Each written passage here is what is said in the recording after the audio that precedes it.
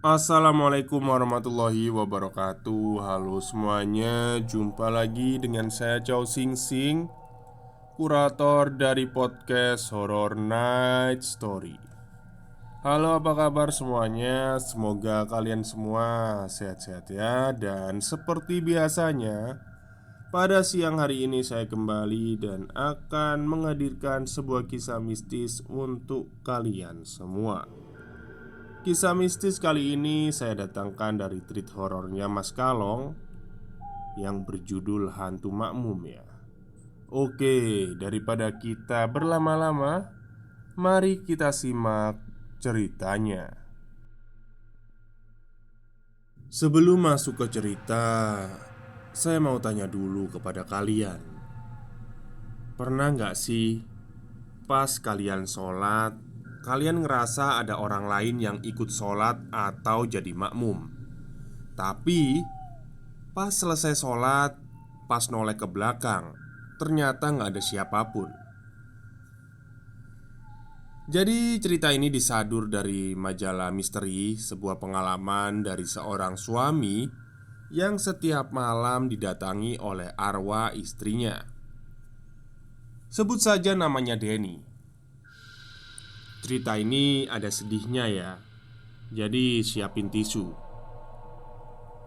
Halo, kenalin aku Denny dan istriku namanya Maryam. Kami sudah lama menikah dan dikaruniai 3 orang anak. Kami berdua berlatar belakang berbeda.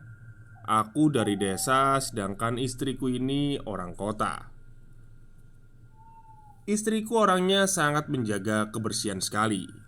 Contoh kecil, dia tak pernah lupa menyiapkan asbak untukku supaya tidak ada abu rokok yang berserakan di lantai. Apalagi masalah sepele seperti ini.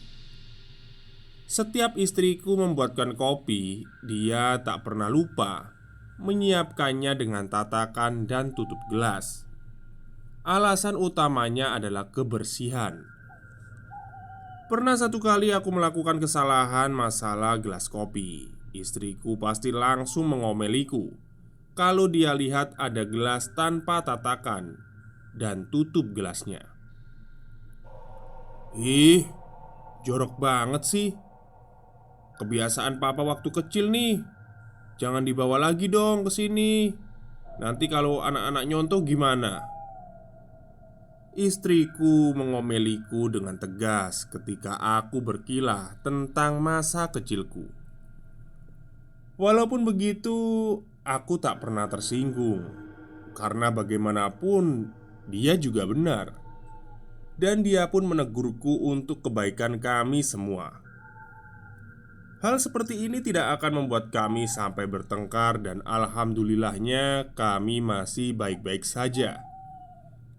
Sampai suatu saat musibah muncul, membuat aku dan istriku terpisah untuk selamanya. Maryam terkena kanker rahim yang ganas. Setelah tahu kalau istriku mengidap kanker, aku langsung membawanya berobat hingga ke beberapa dokter yang ada di luar negeri. Tapi setelah menjalani operasi dan berbagai perawatan, bukannya membaik, sel kankernya justru menyebar ke seluruh tubuh istriku. Ya Allah, turunkanlah keputusan yang terbaik darimu untuk istriku dan juga ibu dari anak-anak kami ini. Dengan hati yang ikhlas dan pasrah, aku berdoa. Setiap hari, aku harus bolak-balik rumah sakit. Lelah memang, aku harus mengurusi ketiga anakku dan istriku di rumah sakit. Tapi aku tetap ikhlas menjalani ini semua demi keluarga kami. Semakin lama, kondisi Maryam semakin memburuk. Tangannya semakin terlihat kurus. Aku tetap berdoa dan berusaha menyemangatinya. Namun ternyata Tuhan lebih menyayangi Maryam. Hari itu, adalah hari terburuk bagiku. Maryam meninggalkan kami semua. Rumah yang biasanya terasa ramai kini dirundung kesedihan. Malam itu juga kami mengadakan tahlilan di rumah untuk mendoakan arwah si Maryam. Suasana malam itu awalnya ramai, kini mulai sepi. Para tetanggaku satu persatu mulai meninggalkan rumahku. Sedangkan di luar rumah ada dua orang laki-laki tampak sedang berbicara. Aku pun menghampiri berniat untuk gabung. Setidaknya bisa mencairkan suasana. Katanya kalau belum 40 hari arwahnya masih ada di rumah, Mas, ucap salah satu tetanggaku. Ya, mau bagaimanapun, aku hanya menganggap itu sebagai doa saja. Tapi aku juga berharap kalau Maria masih ada. Susah memang kalau ditinggal pergi selamanya oleh orang yang kita sayangi. Singkat cerita, seusai kami ngobrol, aku masuk ke kamar dan aku mengambil beberapa pakaian istriku. Sebentar aku cium aroma pakaiannya dan aku peluk, seolah dia masih ada di dalam rumah ini. Aku berniat untuk menyumbangkannya ke beberapa orang supaya pakaiannya bermanfaat. Malam berikutnya adalah acara tahlilan selesai. Aku melanjutkan pekerjaanku yang sempat tertunda. Memasuki hari ketujuh sejak kepergian Maryam, perasaan aneh tiba-tiba muncul. Entah aku yang pelupa atau bagaimana ya, tapi rasanya aku ingat kalau asbak di rumahku hanya ada satu dan seringkali tiba-tiba sudah bersih tanpa abu rokok. Padahal semenjak itu aku belum sekalipun membersihkannya.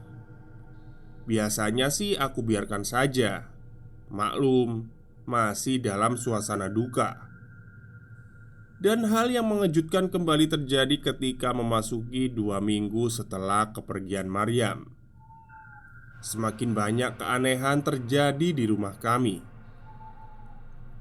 Masih ingat dengan asbaknya? Ya, asbak itu selalu tiba-tiba ada di mejaku. Juga beberapa kali aku menemukan anakku yang paling kecil sedang tertawa sendirian. Tapi ketika aku tanya, hal yang mengejutkan kembali aku dapati. Bahwasanya kata anakku, dia lagi main sama mama. Mungkin karena anakku yang belum mengerti tentang konsep kematian, atau mungkin juga Maryam memang masih menemaninya. Entahlah, aku tidak berani berasumsi. Asalkan kondisi rumah masih baik-baik saja. Sampai berjalannya waktu, keanehan semakin banyak terjadi. Lain perkara asbak yang tiba-tiba saja muncul dan anakku seolah bicara sendiri. Kadang aku juga merasakan kalau ada angin yang meniup dari samping kasurku. Tapi aku masih mengabaikannya. Tapi anehnya, kedua anakku tidak ada yang mengalami kejadian aneh yang aku rasakan. Hal ini membuatku sedikit bertanya-tanya. Kenapa hanya aku dan anakku yang paling kecil yang sensitif tentang hal ini? Ah, sudahlah. Mungkin memang akunya saja yang berlebihan. Tepat sebulan, kami, terutama aku dan anakku yang paling kecil, sudah mulai bisa beradaptasi dengan berbagai perubahan secara tiba-tiba itu. Terkadang orang tuaku datang untuk sekedar membantu mengurus anak-anak jika aku sedang sibuk bekerja. Hal itu setidaknya mampu sedikit meringankan bebanku. Ya, siang itu ketika kami sedang bersantai di ruang tamu. Di sana kebetulan ada ibu dan bapakku. yang memang sengaja datang ke sini untuk menginap. Kami saling bercerita satu sama lain sampai ibuku berkata seperti ini, "Kamu coba sholat malam, terus doain si Maryam." Aku pun mengiyakan, karena ada benarnya juga. Semenjak itu aku memang jarang sholat malam, hanya menjalankan sholat 5 waktu saja. Sedangkan sholat malam aku jarang melaksanakan karena kesibukan pekerjaan yang sampai malam. Tak luput juga aku selalu mengingatkan anak-anakku untuk mendoakan mamanya. Dan syukurlah ketiga anakku nurut. Malam itu aku baru saja menyelesaikan pekerjaan. Aku kemudian menyetel alarm untuk menunaikan sholat tahajud. Mungkin aku pikir 1 jam tidur dululah sebelum sholat tahajud. Singkat cerita, alarm pun berbunyi. Aku bangun dan buru-buru ke belakang mengambil air wudhu. Ketika memasuki musola kecil di rumahku, kebetulan di sana ada sebuah cermin di samping kanan dinding. Aku ingat betul kalau Maryam sering bercermin di sana untuk membetulkan mukenanya. Beberapa kenangan tiba-tiba menyergap pikiranku, seperti aku sedang melihat masa-masa indah di mana aku sedang bersama Maryam. Membuatku tak kuasa untuk meneteskan air mata. Sedih memang kalau mengingat masa itu. Tapi ya, semua itu sudah kehendak yang kuasa. Aku harus bisa menerima dan kuat. Allahu Akbar. Takbir pertama hingga tahiyat akhir, aku tunaikan sholat tahajud malam itu.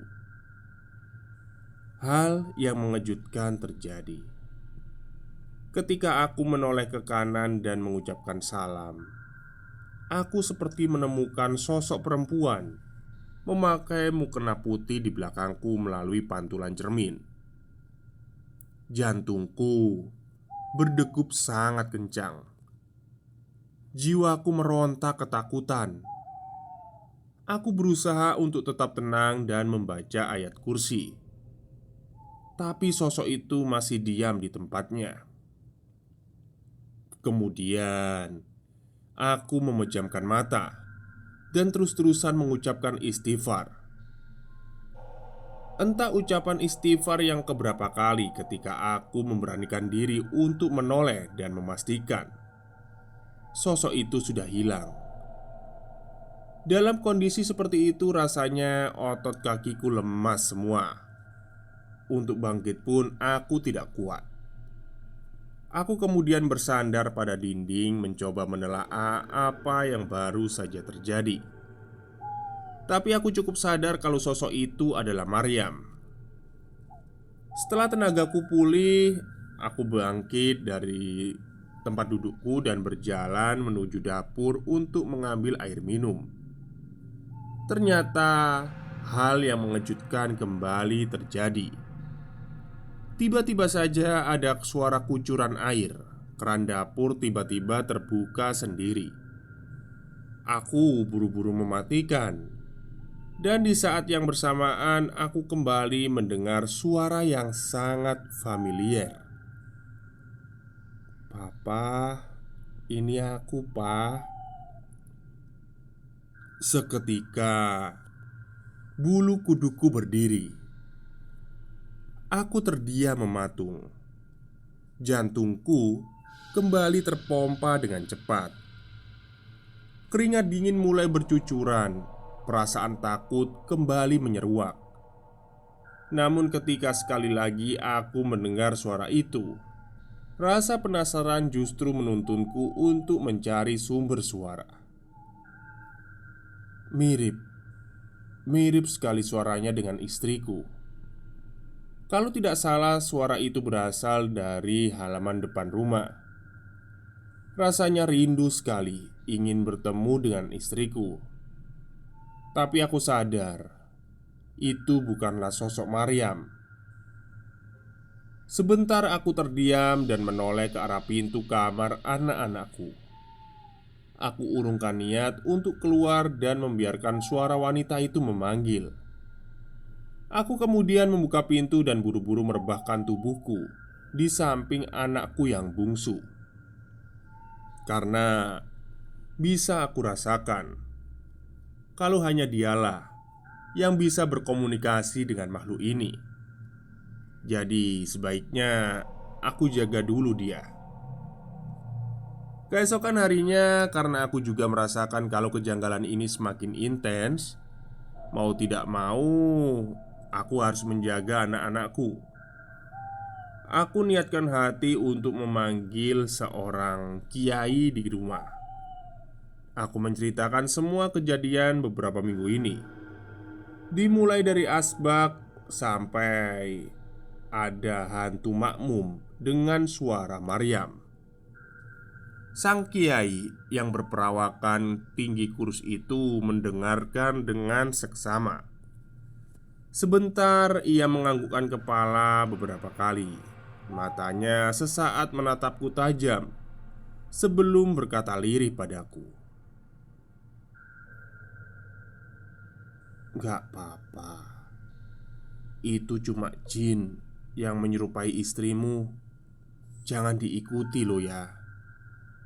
Intinya kamu doakan terus saja istrimu." Suara Pak Kiai begitu tenang dan menenteramkan, membuatku sedikit tenang. Semenjak saat itu, tepatnya 2 bulan berlalu, aku kembali bertemu dengan Kiai itu. Semua gangguan itu hilang. Banyak sekali wejangan hidup yang diberikan oleh Kiai itu. Karena sejatinya seseorang yang sudah meninggal itu sudah berada di alam barzah. Dan sosok yang sering mengganggu kami di rumah itu hanyalah sosok jin yang menyerupai istriku untuk mengganggu. Dan bersyukurnya aku dan anakku yang paling kecil, sekarang dia sudah tidak pernah terlihat bicara sendiri. Asbak yang muncul tiba-tiba dan setiap sholat pun sudah tidak ditemukan lagi oleh hantu makmum itu. Begitulah kisahku. Terkadang ada saatnya kita harus melepaskan dan mengikhlaskan, karena suatu hal yang tidak bisa dipaksakan ya. Semoga pengalamanku ini bisa dijadikan pembelajaran untuk kita semua. Dan semoga cerita ini bisa menghibur teman-teman semua. Saya Denny, undur diri. Husnul khotimah untuk Maryam, istriku tercinta. Selesai. Oke, itulah cerita singkat dari Mas Kalong, disadur dari sebuah majalah misteri ya. Ya, mengharukan dan sedikit menakutkan ya. Sebenarnya banyak takutnya daripada mengharukannya ya. Itu memang, kalau saya sih ngomongnya ya benar, itu cuma jin. Sebenarnya manusia itu kalau udah meninggal itu, kalau menurut agama itu kan kita arwahnya udah nggak di dunia, udah di alam lain gitu ya, di alam barzah. Kecuali kalau mungkin arwah itu masih punya sangkutan gitu. Bisa jadi sih, mungkin sangkutan utang atau apa gitu. Oke, mungkin itu saja cerita dari saya pada siang hari ini.